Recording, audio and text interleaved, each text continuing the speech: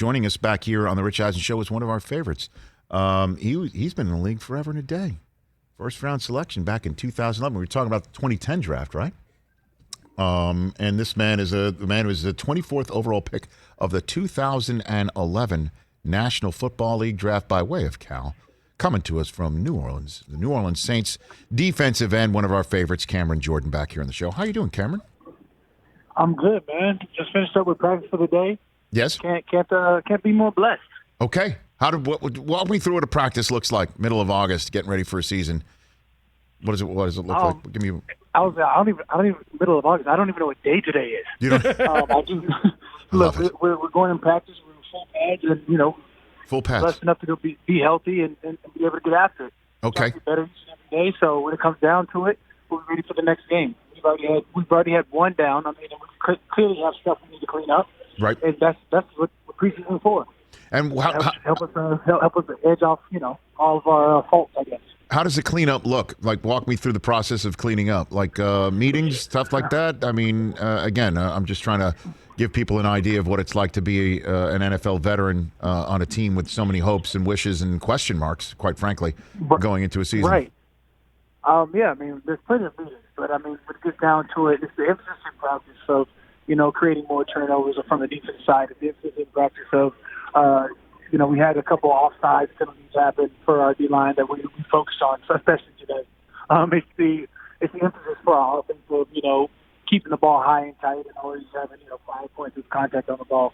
But at this point, it's just getting better each and every day and knowing your repertoire between you and your interior defensive line so we can get a better pass rush happening.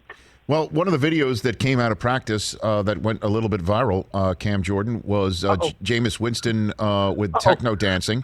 Where were you when he was doing something like that? Where were you? I was probably beating the banks. I was just pumping myself. Jameis just happened to be hip thrusting. I mean, but that's what happens. He married, he got kids. When you get to Vegas, sometimes you got to do a little hip pump. Okay, and that's definitely something you never saw from Breeze, right? At any point over the last 15 years? I'm sure it was. Drew just stays in box if it was. He stays in his shoulder with, two-step.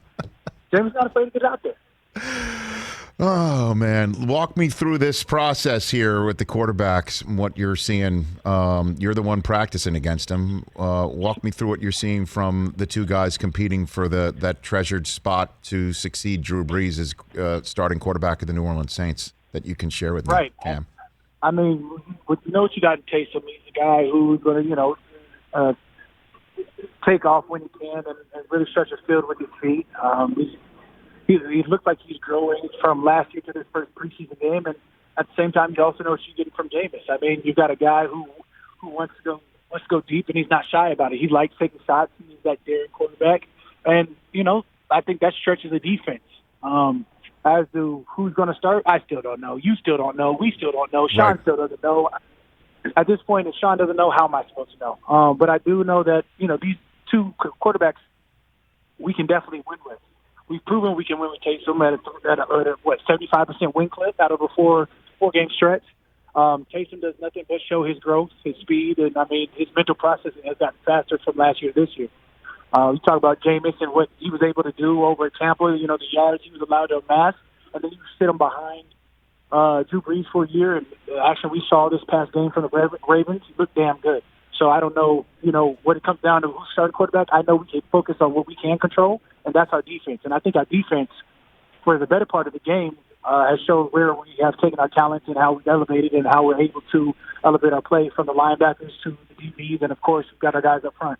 No, and I totally know, and and I would never suspect or expect you to, or put you in a position, quite frankly, about choosing or telling me about, what you're hearing from the coach, because I'm sure he's keeping things close to the vest, and as you point out, doesn't know. But what I am curious about is something that has to be new to you, certainly in New Orleans.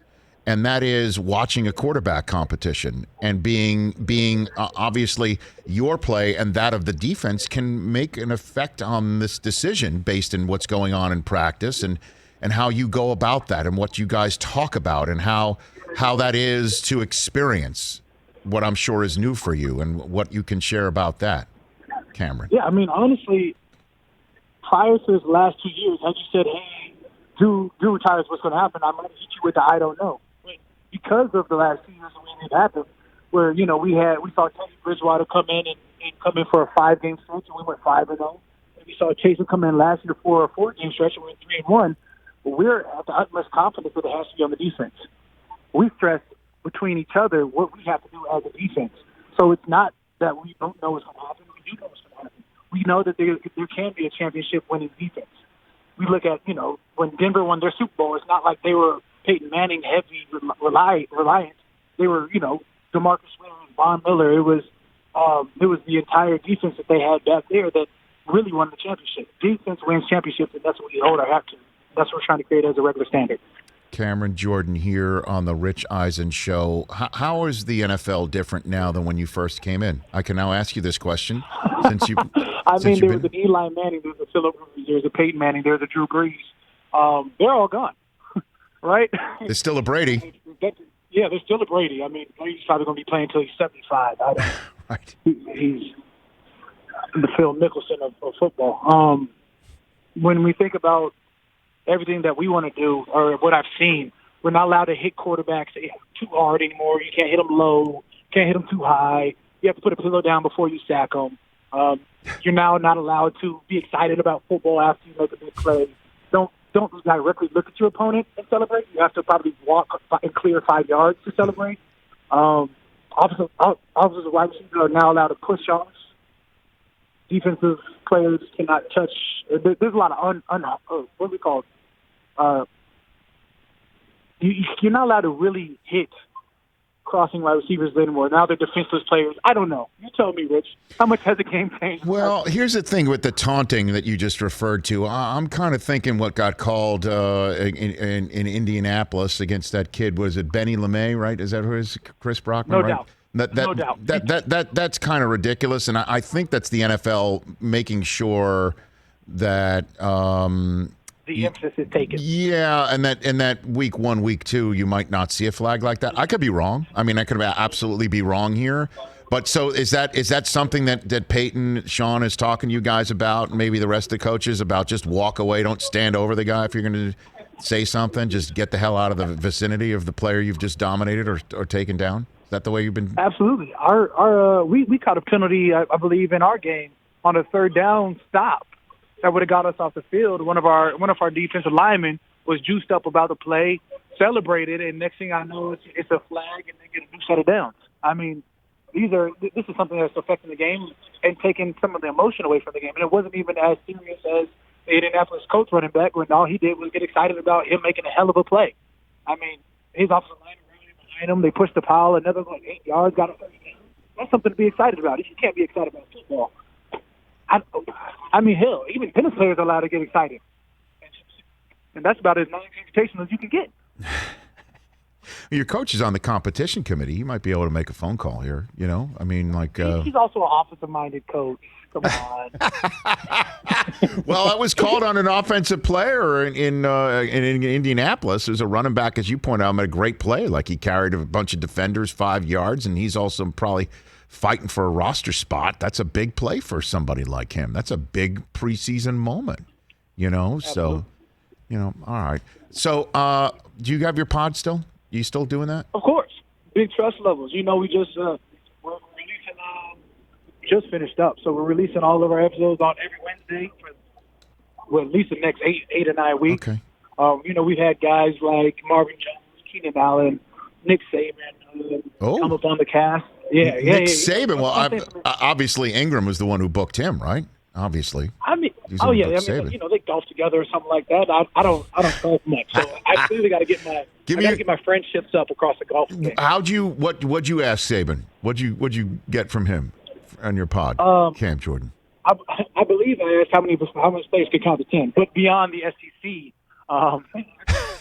they had phenomenal talent that's coming out of Bama. It was more along the lines of how much talent do they have, and does NIL affect it? I think we've asked some pertinent questions. I mean, he told me they could count to 11, so I guess that defeated my question of time to 10.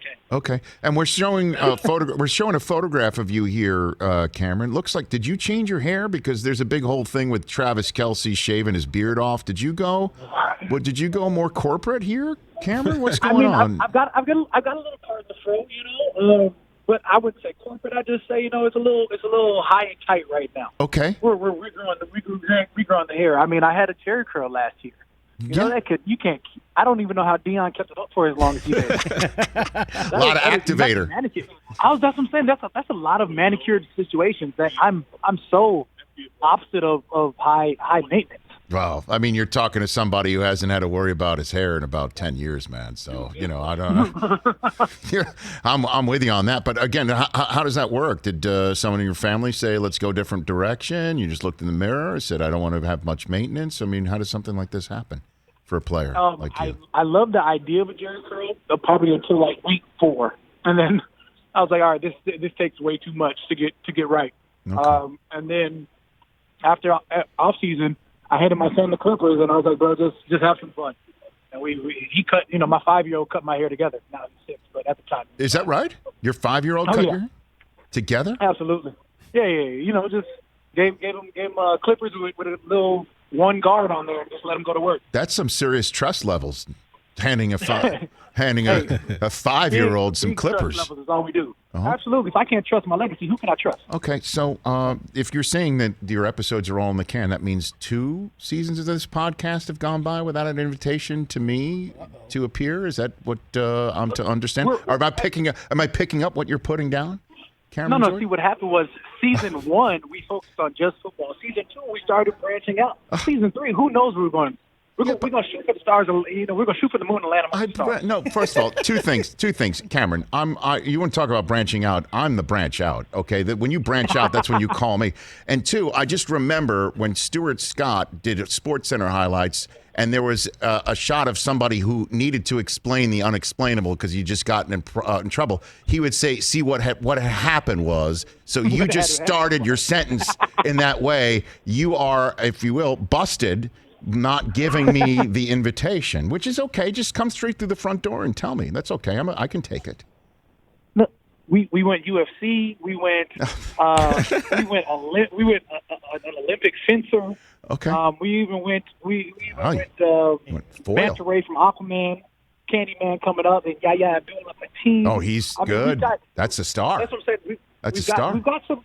We just decided to branch out just a little bit. Now next year we need you and Stephen A. All right. That's the top of my list. I'll be around, Cameron. All right. I'll be around. All right. Thanks for the call. You take care. We'll chat during the season, okay? Appreciate you guys. Look for my call. All right. There you go. Ladies and gentlemen, Cameron Jordan putting me on the pay no mind list. Oof.